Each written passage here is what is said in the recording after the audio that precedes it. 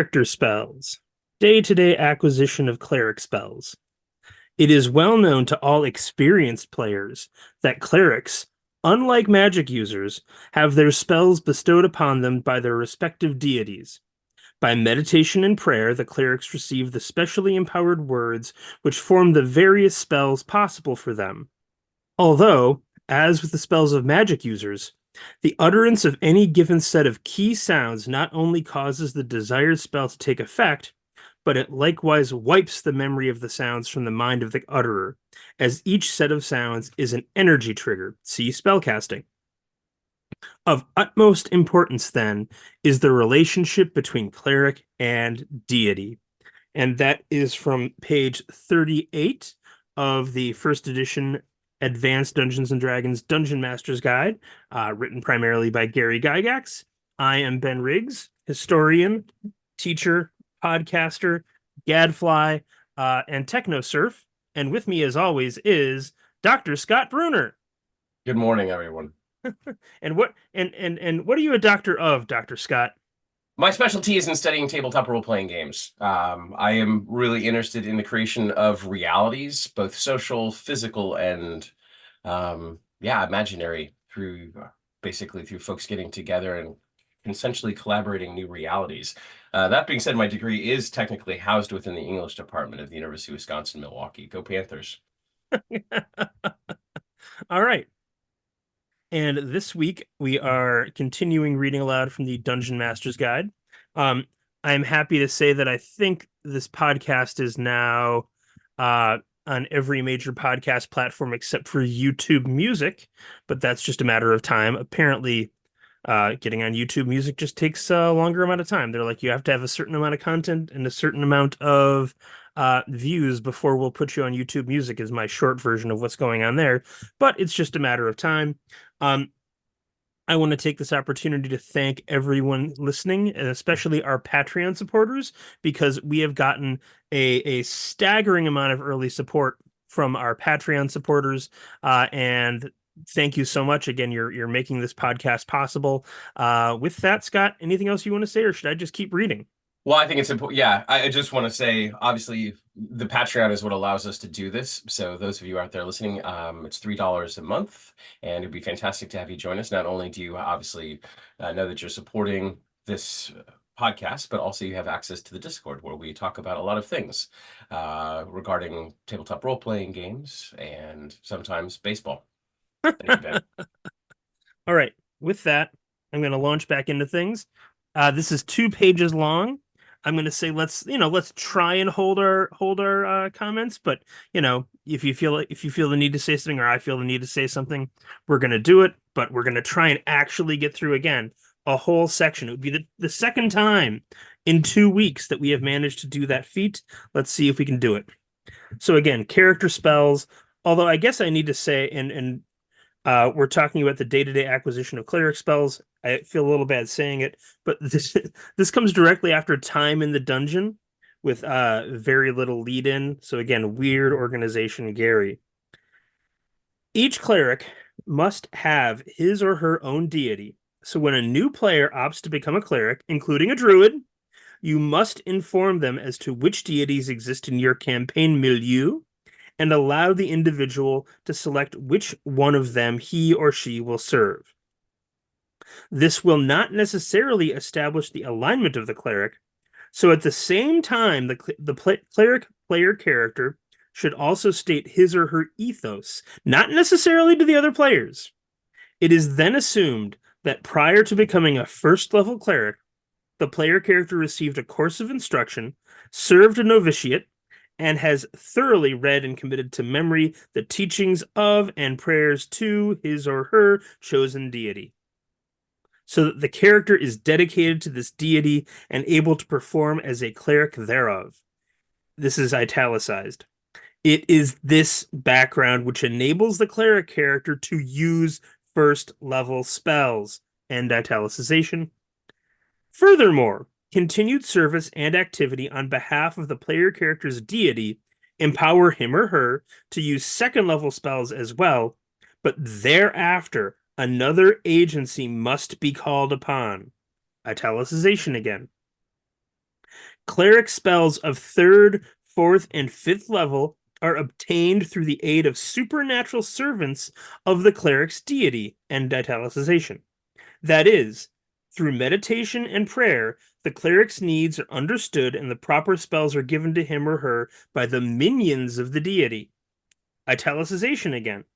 Cleric spells of 6th and 7th level are granted by direct communication from the deity itself. And italicization.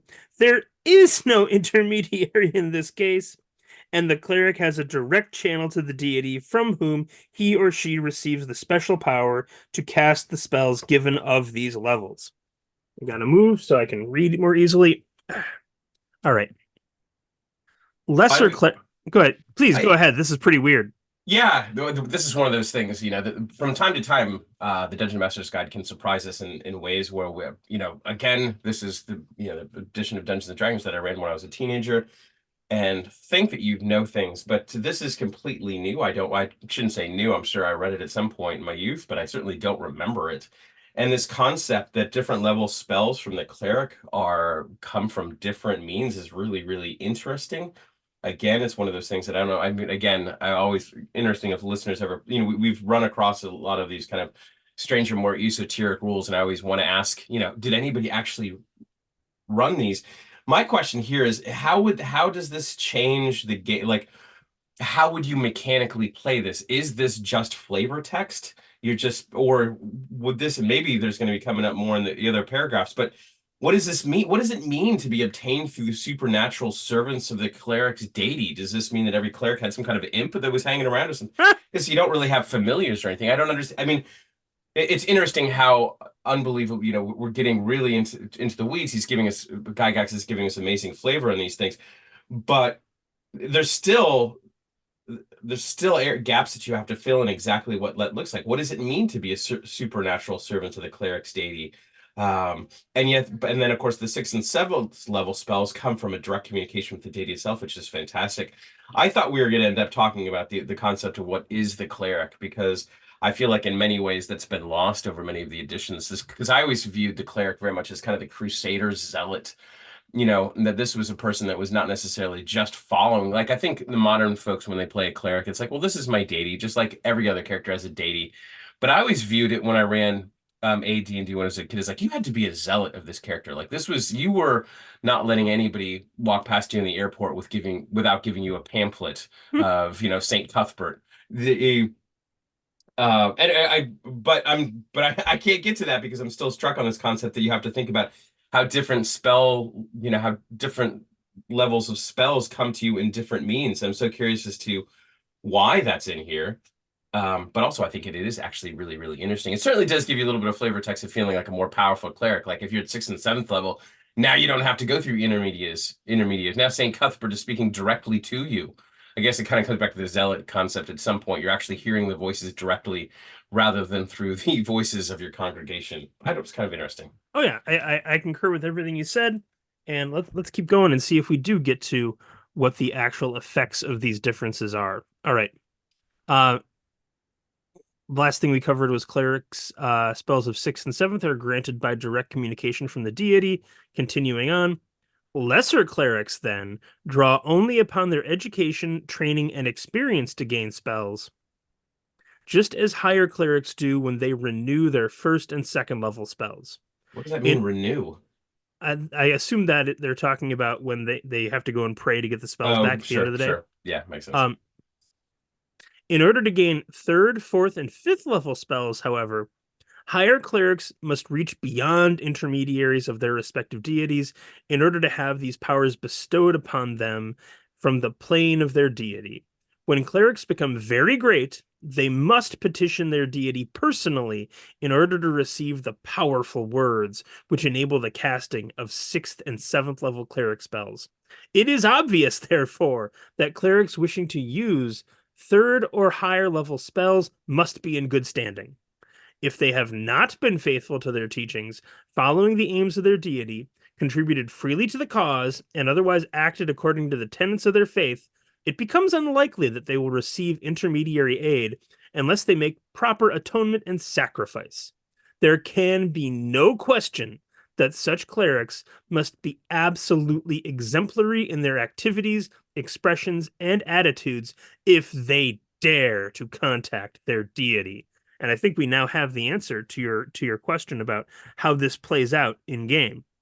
Yeah, well, I'm just happy that Gygax agrees with the way that, and maybe that, well, it's like I'm not taking credit for it, but this concept that cleric has to, excuse me, sorry about that. The two classes that I think were really interesting to play, and again, I feel like some of this flavor has been lost in later editions of Dungeons and Dragons, and I don't think it's because the rule set or the mechanics, rather that the way that people kind of play and the way that we've moved away, the way we've really moved toward accessibility and speed in some way, power fantasies, because this is one of those moments. It's not setting limitations mechanically, but it's setting some flavor limitations on how you're going to play your character. Um, and it's interesting to me because most people think of the paladin as the hardest class to play generally in the old school, and everybody wanted to play. I remember playing AD&D in the 80s. Everybody wanted to be the paladin because they had so many abilities, and they did have this kind of concept of the upstanding, really powerful knight. But at the same time, you had to follow a very, very strict ethos. And if I, again, I feel like I'm taking potshots at modern D&D, which I'm not trying to. But I feel like so many people get so excited by the concept of the fallen paladin in modern D&D that that's taken on a life of its own. Back then, it was like, no, you're going to play this class, you're going to stick to it, you're going to make sure that you're keeping your ethos of your deity. You have to, you have to contribute to the cause. You have to make sure that you're following all the tenets of whatever religion that you've held. I still like that. Not that there's anything wrong with really interesting narrative concepts of having fallen paladins or not, but I do like the concept of restrictions not being. I wonder if we do tend to think this is just something that I'm using out loud.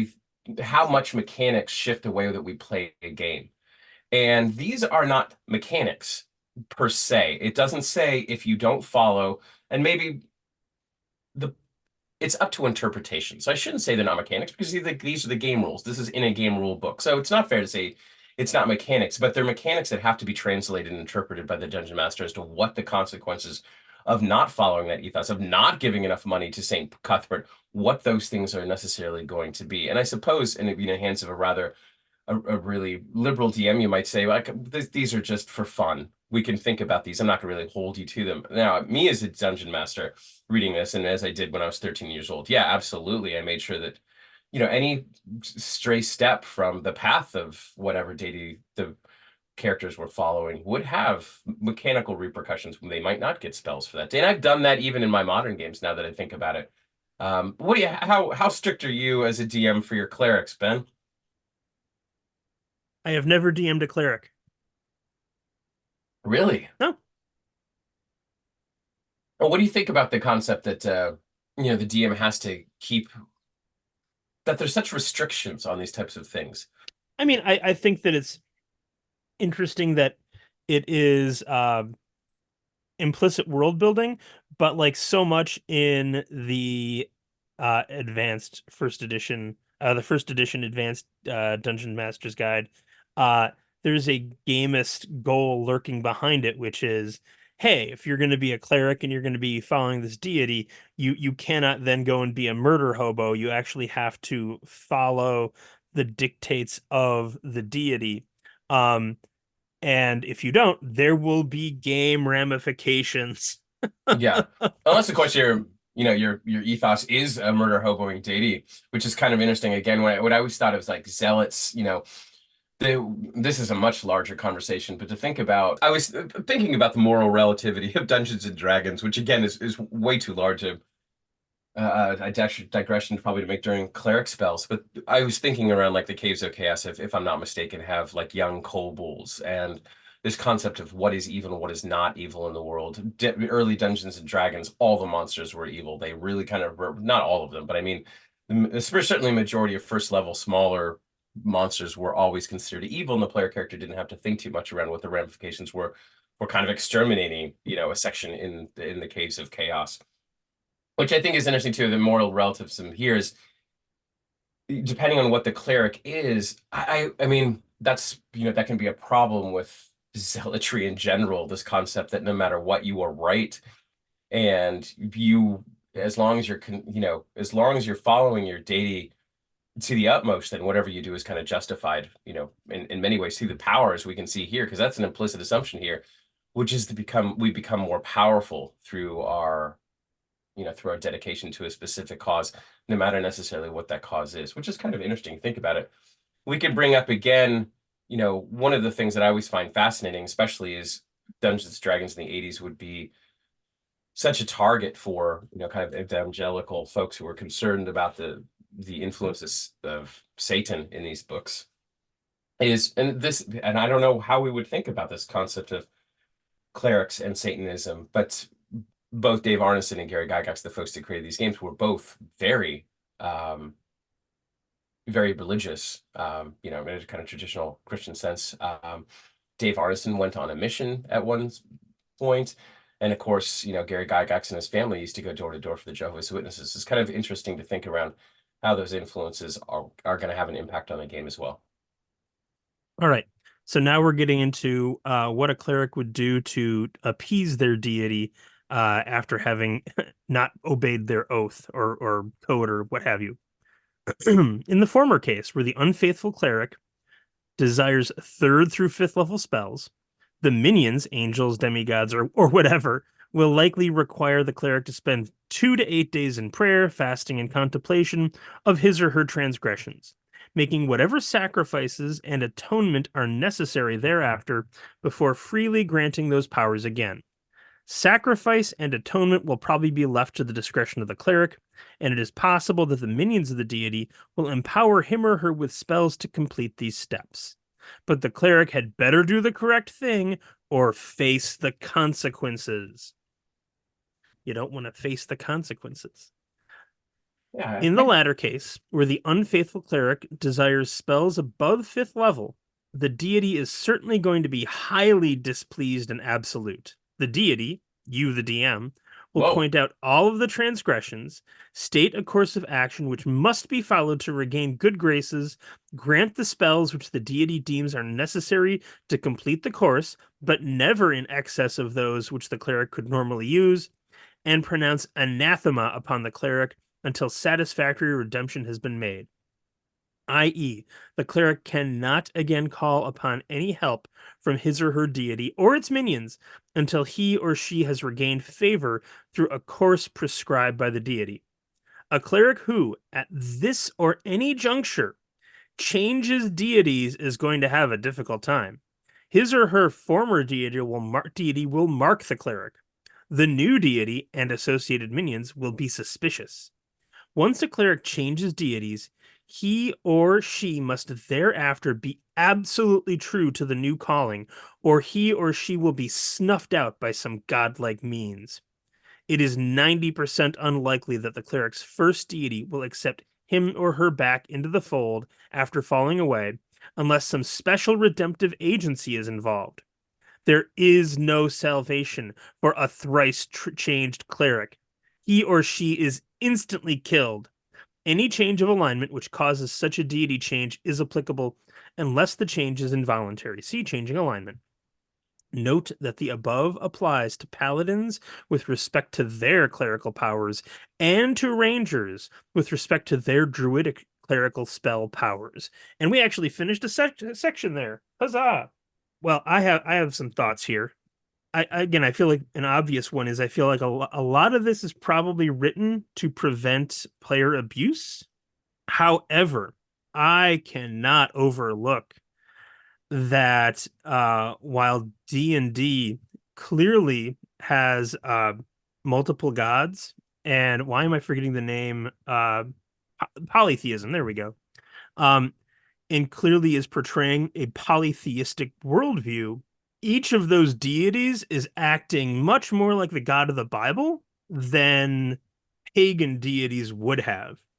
To give a quick example, first of all, back in the day, morality and religion were separate. Morality was considered the domain of philosophy in classical times, not religion. Religion was just about making the right sacrifices. The term cult that we use today comes from the Latin phrase cultus deorum, which means care of the gods.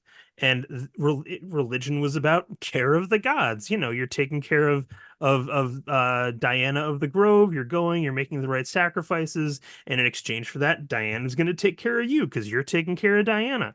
Um, and because it was a polytheistic society, nobody cared if you switched deities. The deities didn't care. There's always room for another deity. Famously, when Rome was having problems, some of the things they would often do are bury Greeks alive and then bring a new god or goddess to Rome. Hey, like maybe the problem is that we're not. They had a temple to the deities they didn't know just in case. The idea that like even though this is a polytheistic worldview, that paganism is the model here is clearly untrue. This is clearly a bunch of monotheistic gods running around that are jealous and have ethical codes. So if you want to get into the and again, one of the amazing ironies is that you had these evangelicals going after D&D when D&D, I think, at its core, has a very Judeo-Christian worldview. And the religion portrayed here in the cleric section is a bunch of mini monotheisms, where like the lawful good deity is going to be really irritated if you go and give attention to the chaotic good deity, which again, if you look at real world polytheisms, they just don't care. Um, Well, even in Hinduism today, like you can worship more than one god in Hinduism, and nobody's gonna flip out. I think there's a difference. I agree with you, and I think you're making a really good point. I mean, certainly the way that Gygax is kind of situating this is like, it's a very jealous kind of protective God. The one thing that I will say is we're not talking about regular folks. Like you could think about, the Romans might be, doing different little rites or ceremonies for different gods based on what they need. If they're farming, they might have, a ritual to make sure that their crops grew. At the same time, have something above the hearth to make sure that their home is happy. We're talking about, and this is kind of gets back to what I'm saying, is the concept of like what a cleric is supposed to be. A cleric is a hardcore zealot, and they're also one of the things that I don't have the AD&D spell list here, but one of the things that I always find fun about, and this is in the old school essentials, but strangely enough, not in Labyrinth Lord. Do you want me to look up something in the spell list really No, quick? it's not that big a deal. Well, Gygax has just said a few minutes ago that this is how you get first level spells. And the point I wanted to bring up is in basic D&D, you don't get a spell at first level. I remember I was writing, old school essentials at Gary kind of recently. And there's nothing, I hate to say that I take pleasure, but there is some kind of strange dungeon mastering pleasure every time you introduce somebody to basic D&D and they're like, I'm playing a cleric. All right, so I'll be able to cast Cure Light Wounds. I'm like, no, you won't be able to. You're going to sit there and just be a second tier fighter for the purposes of this thing. Not that I take any pleasure in that, but the concept that I'm bringing up was that I've always thought this mechanically, and I think this would probably be reinforced here by what Gygax is saying, is the concept that a first level character in basic D&D has to prove himself, right? You've got to go out and prove that you can stand up for these ethos and the ideals of whatever day that you've chosen to follow into combat. Before you actually have access to these powers, right? So my point was, we're not talking about regular folks. We're talking about clerics who are basically supposed to be scions or avatars of this way of living. And you're right. And I suppose that the DM has some fiat as far as how, how protective / jealous a deity is going to be. But certainly, as you've mentioned, deities do seem a bit capricious. I've said a few minutes ago, I'm like, well, these aren't really mechanics. These are more around how to play, how to play your character, how to think about how to maintain favor, about how you're going to play your cleric around maintaining these ideals. But there's a pretty hard mechanic right there at the end, which is that if you change deities, your character is dead. Right? There was no saving Yeah, throw. three There's no save times. throw. Right? Three There's no times the gods are yeah. gonna kill you. They're just tired of like I mean, I have to admit, I'm a little bit on the God side on that. I'm like, come on, just choose. Just figure out what you believe in. Look, man. Choosing. There's always room for another deity. There's always room. Like we're gonna have a temple to the deities we don't know. We just got to be careful here. We don't want to irritate any god's accident. But again, how interesting that like, Gygax is defining irritating the deity as not obeying its morality and not being Yeah. exclusive in your devotions to it. Uh, but again, ancient Western cultures, at least, would have defined irritating the deity as not observing its rites, not Yeah. keeping the deity satisfied by burning lots of thigh bones wrapped in delicious fat. And so on and so on and so on. So it is interesting to think that both Gygax and ancient polytheisms are giving thought to how not to irritate the deities, but they believe the deities want different things, and also you're going to get different things from the deities, right? Like Gygax threw salvation in here once, didn't define it obviously, but again, ancient polytheisms were not interested in salvation as a concept. The whole point was the deities will help you now. They're going Yeah, to this make sure you get good rain and that pirates don't steal your cattle. Sorry, go ahead.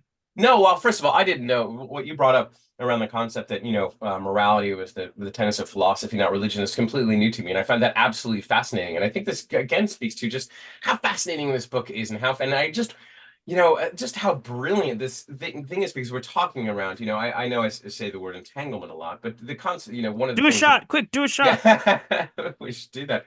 But this concept that, I'm a big believer in, we should never be looking for primary sources for the recent things, whether that's historical or even the actions that we take in our regular daily lives, because we are nothing but entanglements, amalgamations, a series of basically relationships. And I don't know if folks know this, I don't believe that we really have free will. Sorry, Rush. But we're very much operating under the influences, and again, these entanglements of all the things that make us not only make all of our actions, not only the only action that we can take in a certain thing because of who we are as we kind of emerge from all the relationships that have created us, but that we're also inevitable. To me, this is so fascinating because what we're talking about is all of the different influences on his creation world. And we have this explicit text. We have Gary Gygax literally creating a set of rules that is based on so many of the relationships that make him inevitable. Because we're talking around like, yes, we're talking about a polytheistic, we're talking about the influences of history, polytheism, we're talking about the influences upon his own conservative evangelical Christianity, we're talking about the influences on the Western world on these things. We can't get away from, and we're also talking about the relationship of the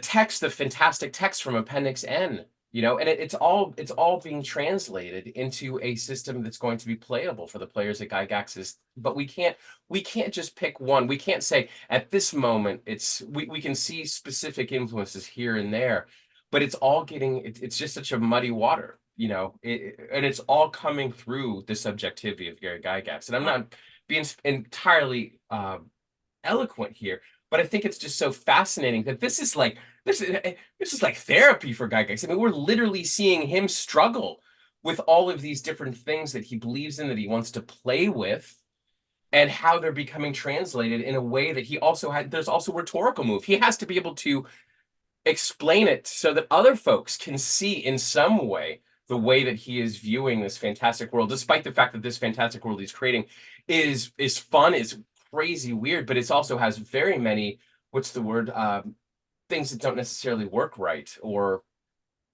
what's the word I'm looking for, darn it, Fail? idiosyncrasies, when things don't line up, when like the player's handbook has rules that don't necessarily line up with the dungeon master's handbook. On that note, I have pulled up the cleric from the player's handbook.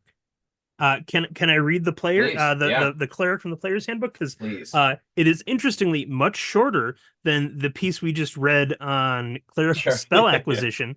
And I want to say, gosh, do you remember the publication order for AD&D first edition? It was Monster Manual first, then I want to say it was Player's Handbook, then DMG. You'd think I would have that memorized 9 ways to Sundays. I mean, I know I can't believe I don't remember it either. I'm thinking that's what it is. Scott's looking it up right now. Yeah, I Thank you, think you're Scott, right. for doing the Mhm. typing. Yeah. The significance just there being, in my opinion, that like if you might have been playing AD&D, well, not AD&D, you might have been playing D&D for years and years and years, and then finally the cleric stuff comes out, and you're like, oh, we've been doing it wrong all this time. This is interesting. They don't list a Monster Manual, September 1977. Player's Handbook, June 1978, and Dungeon Master's Guide, May 1979. So yes, Great. you were correct. Woohoo! Memory. I know. All right. I suppose if we were going to go in chronological order, we should have read this first. But again, I thought that clerical acquisition, spell acquisition piece was so interesting. It makes me want to go and read this. So since we're running this podcast Well, together, let's do it. yeah. Well, I'm just struck by, and I know I don't want to digress too much, but I'm just sitting here thinking, how fascinating would this be if we were going back and forth? Like Let's do it, man. It's our if we read podcast. a section, one of us read a section from the Player's Handbook, the other person read the Dungeon Master's Guide. Now, one of the things about this is that these sections don't line up as well as you would think.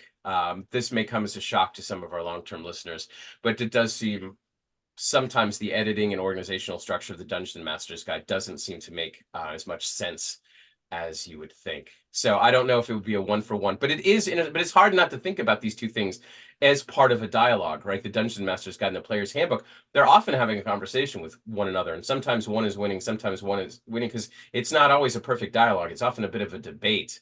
All right. Uh, Well, let's find out. I'm on page 20 of the first edition AD&D Player's Handbook, also written by Gary Gygax, The Cleric. As has been stated previously in the section detailing character abilities, the principal attribute of a cleric is wisdom. A character must have a minimum wisdom ability score of 9, 13 if a multi-classed half-elven cleric, but 9 if a multi-classed half-orc cleric. If wisdom ability is greater than 15, the character adds 10% to experience QV awarded to him or her by the referee. Example: a cleric character gains an award of 975 experience points from the DM after a successful adventure. Because the character has a wisdom ability score in excess of 15, he or she then adds 98 experience points. 975 times 0.10 equals 97.5 or 98 XP to the 975 for a total of 1073 XP. Of course, a cleric will benefit in other ways by having a high wisdom score. He or she gains bonus spells from high wisdom, as well as a better chance to avoid the effects of certain magical attacks. High ability scores in strength and constitution are also desirable for a character of this class, and good dexterity is likewise of benefit. This class of character bears a certain resemblance to religious orders of knighthood of medieval times. The cleric has an 8-sided die, d8, per level to determine how many hit points QV he or she has. The cleric is dedicated to a deity or deities, and at the same time a skilled combatant at arms. I cannot let that or deities pass without comment, because hmm. again, it just seems to so rigidly contradict what we just read in the DMG, where Gygax here seems to be opening the door to a player saying, "Well, I'm devoted to Ares and Poseidon. Um, I get sea powers and war powers, DM," and Gygax says it's okay. All right, Yeah. Well, go ahead. first of all, I just want to say thank you for saying the word contradict, because I've been sitting here literally stewing, trying to remember what word it was that I couldn't remember between two. That's the word where I want to go, is that because there are contradictory moments in here. We've kind of stumbled upon one. Now, it's interesting. First of all, I think it's interesting to notice we're looking at the Player's Handbook at the same time we're looking at the Dungeon Master's Guide, how much more mechanical the Player's Handbook is than the DM's Guide, right? We're talking about hit points. We're talking about hit dice. We're talking about how many points you get into. We're talking about wisdom scores, while the DM's Guide is really, really like, no, we're going to lean into the flavor. You've got to be able to push in. It's also interesting because remember, players are not allowed to look. Like, this is interesting, right? Players are not allowed to look at the Dungeon Master's Guide under threat of death. And yet, it almost seems unfair because literally the DM, the Dungeon Master, has been given fiat. If that player tries to change deities twice, no, you take that player out, right? And yet the player doesn't have access to that knowledge. Now, I feel like it's somewhat implicit. The DM is saying that to the player, being like, "Well, look," because, and also, let's not forget that Gary Gygax has also explicitly said that the DM is the deity, which is kind of interesting. So I mean, I know that the DM is playing the entire world, but that's a lot of power, which is like, okay, the DM, among all of their other responsibilities, now has to really kind of, because this isn't, we're not talking about a shopkeeper in a town. We're talking about a non-player character that has a very, very close and intimate relationship with a player character. Again, their lives are in the hands of this deity.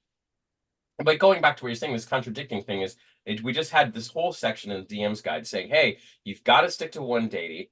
And then here it says deities. Now, it's hard for me not to think about the game that I recently, or in first edition, which is one of the cleric in our game, actually had come from the kind of like a pagan northern area. He was kind of playing this Viking idea, And I was fine with it because I thought it was brilliant with this concept that kind of what we were speaking out of a very much a situational ethic concept of deities, depending on like, if you wanted to do seafaring, then he might be praying to this specific god to make sure the voyage was good. At the same time, if he's going to combat or a dungeon, he might pray to a different god to keep light in the dungeon.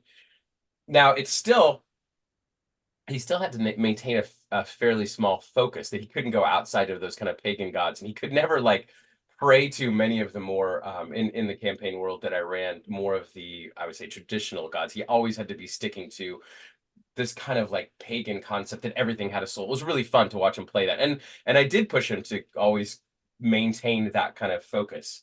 Don't know where I'm going with that, but I feel That's like, okay. yeah. So the DM's guide is weirdly.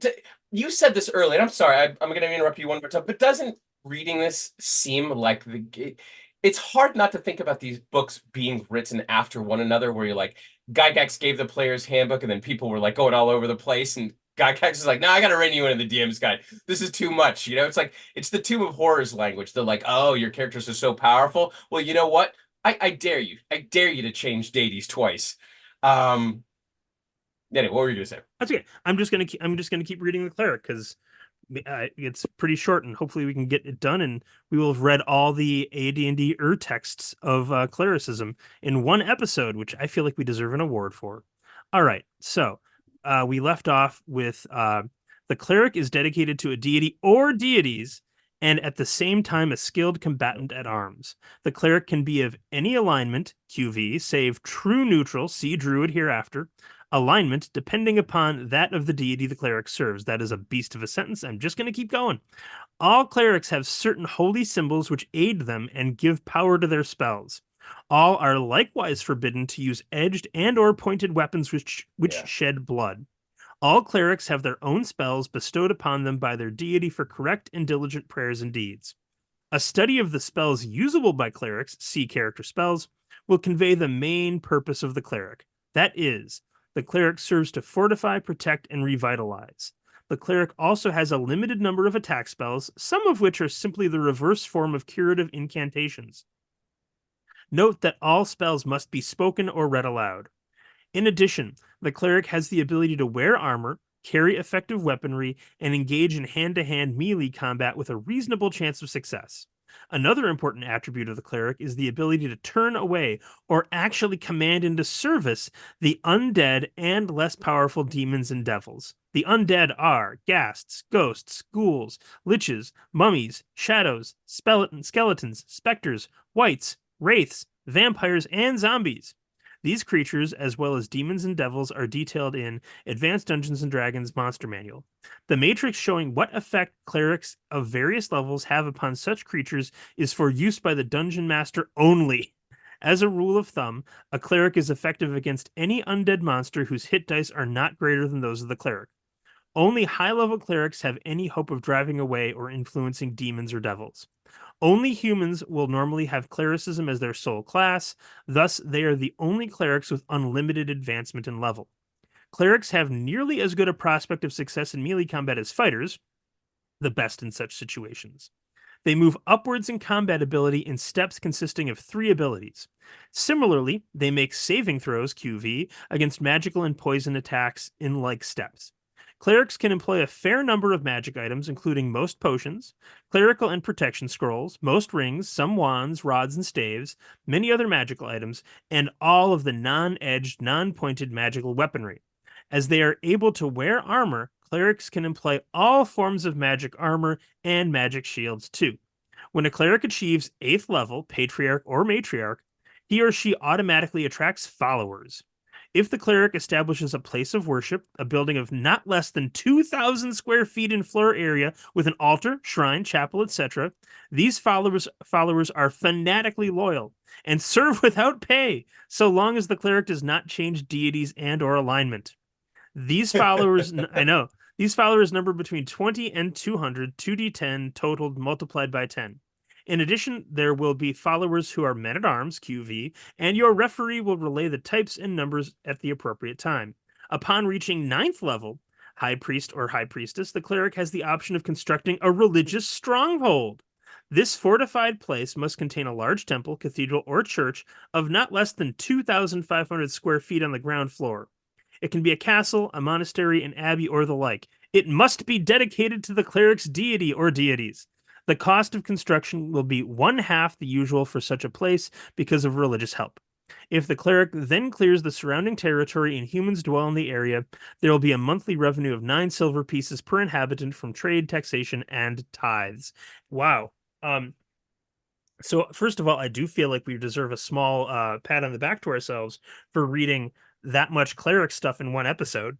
Um, Secondly, it is amazing to me. You're right how different the player's handbook is from the Dungeon Master's Guide, um, and also how you really can't play this game without both and being familiar with both texts. And it really does seem like it's putting a big burden on the dungeon master there to read the player's handbook and the dungeon master's guide and just have this incredible depth of knowledge about both.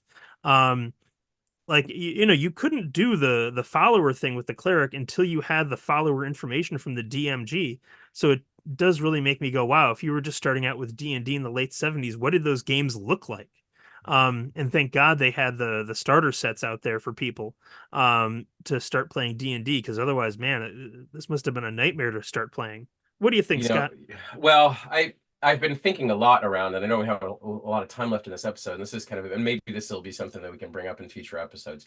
But I've been thinking a lot around what you do include in rule books, in tabletop role-playing game rule books, and what you don't include, and how you figure out, because I feel like that's a, I've never designed a tabletop role-playing rulebook, but I imagine a lot of the designers will probably talk about that's a bit of a razor's edge to figure out what needs to be in there and what needs to be excised.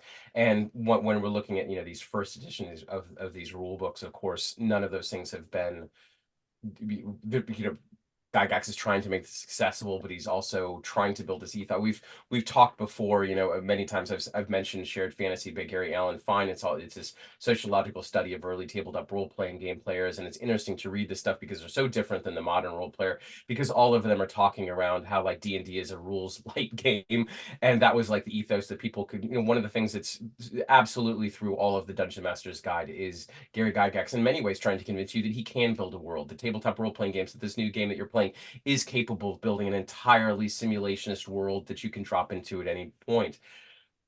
What I find interesting is, especially with like modern rule editions, and I'm thinking a little bit around both old schools. Well, I'm thinking about two things specifically, because recently I was running old school essentials and I ran their adventure Winter's Daughter, which is really interesting. The module has like adjectives for a few things at a location and not much more.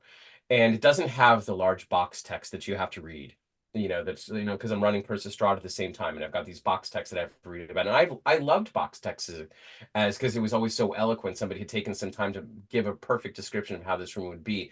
And when I remember when I was first running Winter's Daughter through Necrotic, I was like, oh my gosh, this I have to be able to explain this entire room. And I found that I actually preferred it to the box text, because I was taking just a few details that were like the sparks. They were like, little seeds of like what the aesthetic or the style of the theme of this room or location would be. And then I would run with it. And I find that interesting because it makes that adventure more mine in many ways. Because it's like, here's the major things in this room, but you take it and you put it in the way that you're creating this room. Because no matter how many things you put in a Dungeon Master's Guide, no matter how many rules you have about how many times you can change deities, in the end, it's going to come through a specific Dungeon Master who's going to have more responsibility. I shouldn't say more, because I don't want to say who has more primary responsibility for a world, or who is the primary author, but a lot of responsibility, as much as Gary Gygax does have for the creation of that. But I'm also thinking around, I'm just thinking out loud a lot about what I've been thinking about, like the austerity of rules around how, the decision of what to not include and what the responsibility is on the dungeon masters and the players thing to pick up this game. Because I was thinking about old school essentials and those modules. I'm also thinking, and that seems to be a new kind of revolution in modern game design, because Shadow Dark does rather similar things as well. This concept of like it's more around presenting moments of inspiration, and I don't mean that mechanically, but like those small little details that will inspire a DM, rather than the concrete specific nature that we see very much symbolized in the early in the Dungeon Master's Guide, where I'm Gary gonna Gygax needs to tell you everything that you need to do. I'm gonna close my thoughts by talking again about Gygax's religious influences here Hmm. because it's just so obvious. That it's so obvious that the religious influence here is the Knights Templar and the Orders Militant of the Middle Yeah, Ages. right. Because again, you don't have like I can't think of a again there was a lot of mingling of the religious and what we would call the secular today in antiquity in the polytheisms, but I don't know of anything quite like a fortified pagan temple. Like I can't think of anything quite like that Yeah. in antiquity. Uh, but again, the cleric is so obviously like inspired by the Knights Templar. You haven't and the deities described in the implicitly in the Dungeon Master's Guide seem an awful lot like again Jehovah, just that there's a dozen Jehovahs out there. So I have to ask this question: Why did and I would love to know if John Peterson has an answer to this. I think I'm going to fire him off an email. Why did he make D&D polytheistic instead of monotheistic? Why didn't he just create like there's God, there's the devil, boom, we're done? Like why did he include polytheism? And again, like Because yeah. if you look at influences, like he didn't like Tolkien. Tolkien has absolutely no religion in it. They're implicit Catholics, but like, polytheism isn't present in Tolkien. Now, if you get into other texts, you get tons of gods knocking around, and Yes. maybe that's it. Maybe it's the appendix N texts that were the influence there and brought him to polytheism.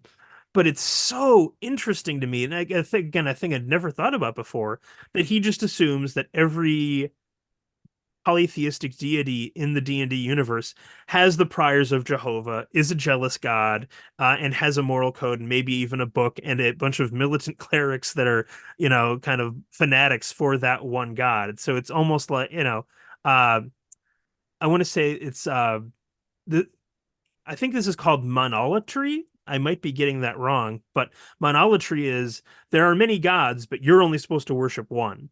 And it seems like that is the world he has designed for D&D. But go ahead, you were going to tell me about Appendix N, I think, and Yeah, influences. I think I was gonna I was because well, first of all, it brings up the concept of like again, I don't like this concept like well, what has more influence, but it's hard not to think because you're right about Tolkien, right? This is very different than the classic Tolkien that there's no necessarily really well, isn't Gandalf technically supposed to be an angel? I'm Yeah, not the a short Tolkien answer is snob, yes. right? Yeah. So there's a little bit kind of walking amongst this, but the capricious powers, the jealousy, the fact that the gods and the powers in this world are more like humans rather than any type of having any kind of divine influence. The only thing that defines them is their power rather than their any type of like strong moral ethos, as you kind of mentioned before.